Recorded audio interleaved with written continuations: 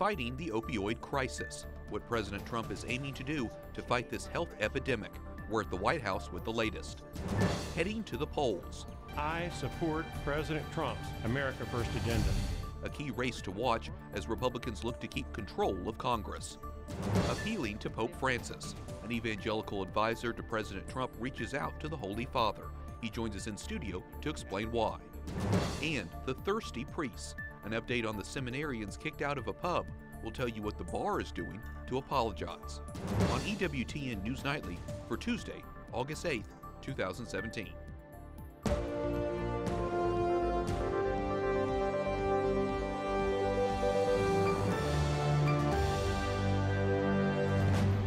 Good evening, and thank you for joining us for News from a Catholic Perspective. I'm Wyatt Goolsby, in for Lauren Ashburn. President Trump issues a warning to North Korea during his working vacation in Bedminster, New Jersey. It comes after a report that North Korea successfully produced a nuclear warhead that can fit inside its missiles. Correspondent Mark Irons joins us from the White House. Good evening, Mark. Good evening, Wyatt. The reports of an alleged miniature nuclear warhead are coming from the Washington Post. It would be a key step in North Korea's efforts to become a full-fledged nuclear power, and that information tonight is provoking a tough stance from the president. North Korea best not make any more threats to the United States. They will be met with fire and fury like the world has never seen. He has been very threatening beyond a normal statement. And as I said, they will be met with fire, fury, and frankly power, the likes of which this world has never seen before. Thank you.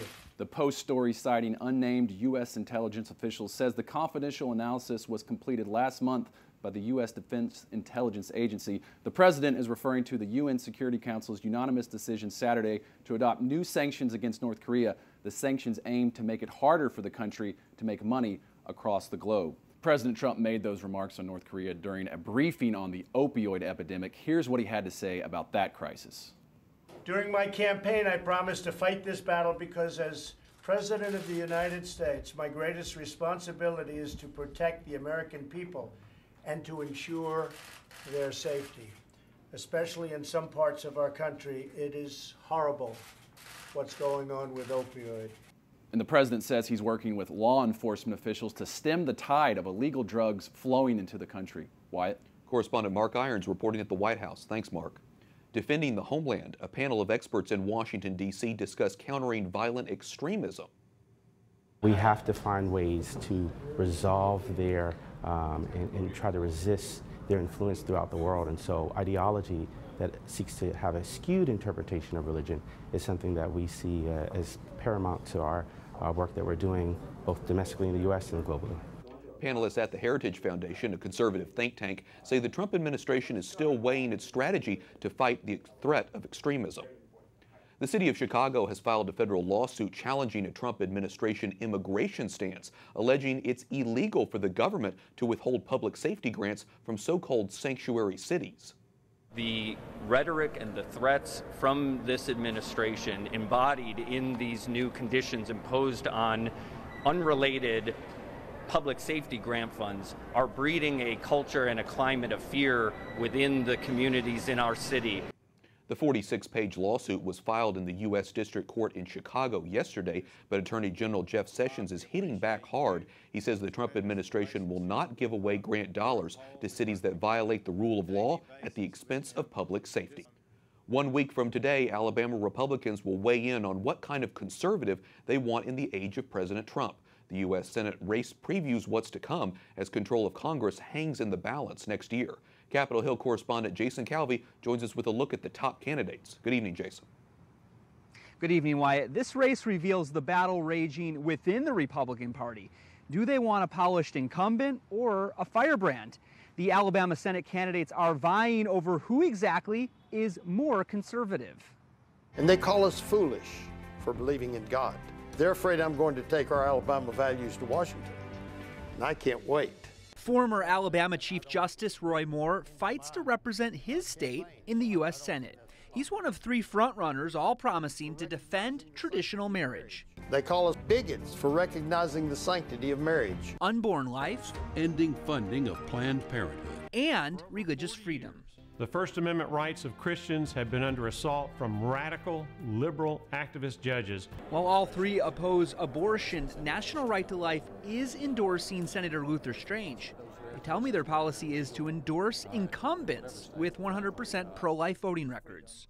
We have an opportunity to ensure that taxpayer dollars will not contribute to the scourge of abortion. Strange is battling to keep the seat he was appointed to when Jeff Sessions left to become Attorney General. The Republican establishment, including Senate Majority Leader Mitch McConnell, backs Strange. But Congressman Mo Brooks, another challenger, considers that a problem, especially after McConnell failed to pass an Obamacare repeal. Well, we need new leadership in the Senate if they can't get the job done. All three candidates also bicker over who's closer to President Trump, even echoing his catchphrases. I support President Trump's America First agenda. The same Washington insiders who don't like President Trump are trying to stop our campaign. standing with President Trump to change Washington and make America great again. Wyatt, this race could foreshadow what's to come next year. Will primary voters vote out Republican incumbents for failing to pass an Obamacare replacement? That's the big question. Wyatt? Jason, what are the polls predicting for this Republican primary matchup? A recent poll from JMC Analytics finds Judge Moore leading Senator Strange as well as Representative Brooks. The top two vote getters are likely to face off in a runoff election then in September, with the final general election between the Republican winner and the Democratic winner happening in December. Correspondent Jason Calvi at the Capitol. Thanks, Jason. 3 U.S. Marines killed in an aircraft crash over the weekend in Australia have been identified. They are First Lieutenant Benjamin Cross, Corporal Nathaniel Ordway, and Private First Class Ruben Velasco. Their remains have not been found. The accident happened during training with the Australian military. 23 other personnel were rescued. Secretary of State Rex Tillerson visits Thailand and Malaysia. The stops are part of an effort to shore up relations with 2 of America's Southeast Asian allies and urge them to maintain pressure on North Korea. Tillerson is meeting with top officials before departing Malaysia. Nosotros mañana, señores, vamos a trancar este país. A Venezuelan opposition lawmaker calls for a nationwide protest against the government of Socialist President Nicolas Maduro. The opposition has been struggling to regain its footing since last week's seating of an assembly to rewrite Venezuela's constitution. It comes as government supporters marched in support of the assembly. Polls are closed in Kenya after voters turn out in large numbers for the country's hotly contested elections. Voting was extended in some areas because of heavy rains and technical difficulties. Kenyans voted for their president and more than 1,800 elected officials. The country has 20 million registered voters out of a population of more than 40 million people. South African President Jacob Zuma survives a no-confidence vote in Parliament. It comes after months of growing anger over alleged corruption and a sinking economy. Zuma faced a forced resignation if lawmakers had passed the motion. He denies the allegations against him. Evangelical leaders want to meet with Pope Francis over a recent article in a journal approved by the Vatican. That article accuses some American Catholics of building an alliance of hate with evangelicals who backed President Trump. In the letter, Johnny Moore says it's in this moment of ongoing persecution, political division, and global conflict that we have also witnessed efforts to divide Catholics and evangelicals. We think it would be great benefit to sit together and to discuss these things. Our next guest is the author of the letter. Reverend Johnny Moore is an evangelical advisor to President Trump and member of the board of the National Association of Evangelicals. So, Johnny, why did you write a letter to Pope Francis? I felt like the article was unhelpful, and the answer for the Pope that builds bridges is dialogue. And so I thought, you know, we just try to initiate it. A lot of people would agree with you that this article was unhelpful. The authors of the article described the relationship between conservative Catholics and evangelical Christians as an ecumenism of hate. How do you respond to that? I've chosen not to be offended, but to reach out and try to make peace, because clearly there's a lack of understanding. So if you were to have a meeting, you and other evangelicals were to have a meeting with Pope Francis, what would you talk to him about? What would you say? What would you hope he would say? Well, first of all, I just want to have a context of friendship. You know, I think we agree on far more than we disagree on. And when we do disagree, let's disagree within the context of friendship. There's a dialogue happening in this country between the Catholic Church and the evangelical and other Christian denominations that we've rarely seen, you know, in the United States. You are an advisor to President Trump on a number of these important topics. We talk about persecuted Christians. Is President Trump aware of the situation? Is he going to do more to help persecuted Christians? I can tell you, I have had almost daily conversations with people across this government, in the State Department, and in the White House, the National Security Council, and other places all across the Hill. This is an issue that is going to be resolved step by step. I believe that the commitment to help Christians in the Middle East is genuine, it's sincere, and I think it will result in practical effects. You had taken a picture of evangelical leaders praying over President Trump. It was a picture that went viral. Tell us a little bit about that moment, Johnny. You know, we were having an all-day listening session in the Eisenhower building. You know, the White House has done a number of these with a number of groups, and so there were about 50 of us, and we were just policy people coming in and out, and then all of a sudden, the Vice President shows up in the back of the room in the middle of our meeting in the Eisenhower building. He just shows up and says, the President wants to see you. We weren't there to meet with the President. A lot of us have had a friendship with the President for a while now, a growing friendship with the President. And so we go in the Oval Office, and you know, it was amazing. He didn't have to be introduced to anyone.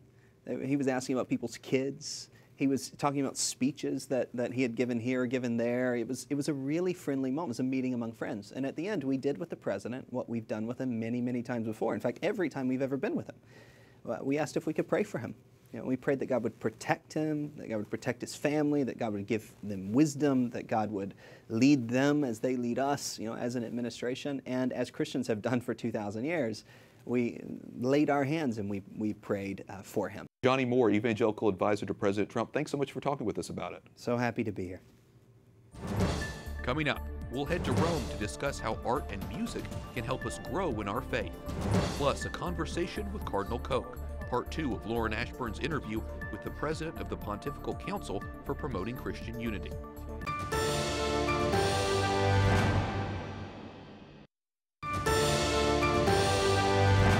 Welcome back. I'm Wyatt Goolsby in for Lauren Ashburn. As we first reported yesterday, Pope Francis is asking the faithful to pray this month for artists. La belleza de la creación. The Holy Father says he hopes artists may help us discover the beauty of creation. Joining us now to discuss art and faith is Bishop Paul Tye with the Pontifical Council for Culture. Your Excellency, how can art and music help us grow in our faith?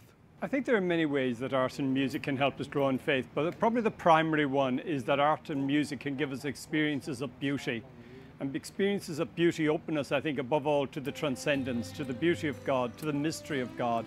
And historically, that's probably been the primary role where art and music has that ability to touch our soul. Well, let's expand a little bit more on that, Your Excellency, because the Church has always been a great patron of the arts, commissioning great works from masters like Michelangelo and so many others. Why has the Church been interested in the arts? I think Pope Paul VI summed it up very well, where he said it once that if the Church didn't have artists, theologians themselves would have to become artists. That much of the mystery of our faith cannot be expressed simply in logical or rational terms. It needs that touch of genius that the artist can bring that can help us to discover a deeper truth or a richer mystery in something that we're all aware of. So you think of the great paintings of the Sistine Chapel, which are talking about mysteries and biblical stories that we all know, but the artist can make us look at them again, see deeper and appreciate them the more. And I think that's really the thing above all, is that the Church has had the ability to trust the message of the gospel to artists who with their genius have made it accessible to more and more people, even ones who worked done 500 years ago. They can still touch the hearts of contemporary people. But one of the challenges nowadays is to identify contemporary artists, and there are some wonderful and great artists who I think have the ability not necessarily to speak explicitly of religion, but sometimes to make us look more deeply, think more, and therefore opening us up towards the possibility of the encounter with God's mystery. The Pontifical Council of Culture, where you work, is dedicated to building up that dialogue with artists and people who impact culture. Can you give us a preview of just some of the events that you're planning? Well, one of the events coming up next year is in Venice. There's a Biennale of contemporary architecture, and we'll be inviting some leading architects from around the world to work on a small scale on elements that they see how churches and public buildings of faith can speak to us of God's mystery. We're also hoping with Georgetown University to engage in a series of dialogues with poets and contemporary writers, where we'll be looking at how literature can make us more amenable to talk about faith. Such an interesting topic, thinking about art, music, film, and culture, how it connects to our faith. Bishop Paul Tai with the Pontifical Council for Culture, thanks so much for talking with us. Okay, well, thank you. Good evening. Pope Francis believes in promoting dialogue between the church and Christian denominations. In part 2 of her interview, Lauren Ashburn sits down with Cardinal Kurt Koch to discuss the church's relationship with different branches of Christianity. Joining us now, Cardinal Kurt Koch, President of the Pontifical Council for Promoting Christian Unity. Why is it important for Pope Francis to promote dialogue among different Christian denominations? Pope Francis has a long tradition in the Catholic Church. We have a great challenge by the Second Vatican Council, and in this is said that we must refine unity, we must refine reconciliation and peace between the different churches, and all popes after the Second Vatican Council have an open heart for the relations with other churches and with other Christians, other denominations. But isn't that difficult for Christians of other denominations? Because Catholics believed, right, that you had to be Catholic in order to get to heaven. Isn't that right? The main issue of ecumenism is an exchange of gifts. Behind this issue is the conviction that every church have particular gifts and can give this for a bigger understanding of the Christianity and the Christian faith. And of God. Of God, it's clear. Pope Francis really resonates with people of different religions, especially among Jewish people. I've heard many times how much Jewish friends of mine respect the Pope and what he is saying. That's also part of your ministry. Is this then the optimal time right now for increased dialogue with our Jewish brethren? Just after the retire of Pope Benedict XVI, many Jewish people have said the relations with the Catholic Church are the best in the history. And this is a very, very beautiful message. And Pope Francis has many, many relations with Jewish people just in Argentina, in Buenos Aires, and he continues to deepen these relations. And I see many peoples of the Jewish will come to Rome and meet the Holy Father. Before we go, I want to know what you personally, Cardinal, have learned from Pope Francis. I can learn many things, his openness for the renewal of the Catholic Church, his openness for the ecumenical dialogue. His main issue, we can find the unity not only on the end, but on the way. His openness for the dialogue with other religions, with Muslims, with Jews, with other religions, and his openness for the concerns of the world, peace, justice, and above all, for the poor. Thank you so much, Cardinal Kurt Koch, President of the Pontifical Council for Promoting Christian Unity. Thank you so much for you. Italians bid farewell to a retired Archbishop of Milan who died over the weekend. Mourners gathered in Milan's cathedral for the funeral of Cardinal Dionigi Tettamanzi. He passed away at the age of 83 after an illness. Cardinal Tettamanzi will be buried at the cathedral at the foot of the Virgin Mary altar. Up next, a shocking new study shows how easy it is for children to find adult content on streaming devices. We'll let you know how you can protect your kids. Plus, an apology fit for a pub, how one British bar is making up to a group of seminarians for a mistake.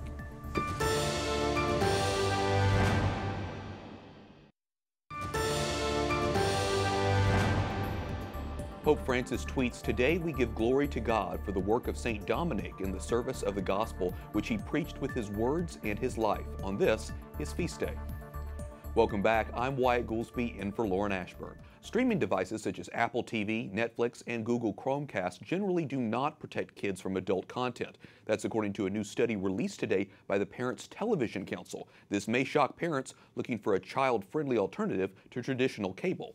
To discuss the findings and the study, we're joined by Melissa Henson, the program director with the Parents Television Council. That's an advocacy group promoting family-friendly entertainment. So, Melissa, of this study, what do you think are the biggest takeaways? Well, I know a lot of families are switching to these streaming services and devices because they give a sense of greater control, because you can't be flipping over to HBO accidentally or MTV accidentally, and you're not going to be exposing your child to inappropriate commercial content. But it is sort of an illusion of control, because when that child is in that environment, it's very easy for them to switch profiles to be able to view and access adult content unless you're putting proper parental controls in place. And even with those parental controls in place, there's a good likelihood that they're still going to be seeing some things that you don't want them to see. And based on this report, it doesn't look like there's any perfect device or perfect system, but according to your study, what do you think are the best streaming devices that you can tell so far? Yeah, the Google Chromecast is actually the most limited in terms of its functionality, but that limited functionality actually gives parents the maximum amount of control because it has no menu screen of its own. It can only show content that's being cast from another device. So if you're holding your cell phone, your child is not going to be seeing what's on the menu screen. They're only going to be seeing the content that you choose to cast onto your television set. So then what are kind of your tips for parents who want to be able to do this and protect their children? Well, I would say definitely you want to look at the different streaming services and devices that are on the market, find one that's going to fit your budget, but also look at what kind of parental controls are in place and make sure that you have those parental controls turned on. So if you're using, for example, an Apple TV device in conjunction with Hulu, that's going to be a pretty good protection for you. So on the upside then, what do you think are some of the benefits of whether it's that streaming service or otherwise as opposed to traditional cable or whatever you've got on the channels? Well, I would say that the biggest upside to using some of these streaming services is that you can put your child in a relatively protected environment. So for example, if you're using a child's profile on Netflix or Hulu, as long as they're staying within that child's framework, they're not going to be exposed to anything too graphic. But the difficulty again is that it's very easy to switch profiles. So you don't want to leave your child watching TV unmonitored for an extended period of time, and you want to, and it's just a good habit to get into anyhow, to try to watch TV with your children whenever possible. That way, if something inappropriate does pop up, you have an opportunity to use that as a learning moment, a teachable moment. Sure, and just another reminder to parents out there to do their homework before they let their kids watch whatever. Melissa Henson, Parents Television Council, thanks so much for talking with us about it. Thank you.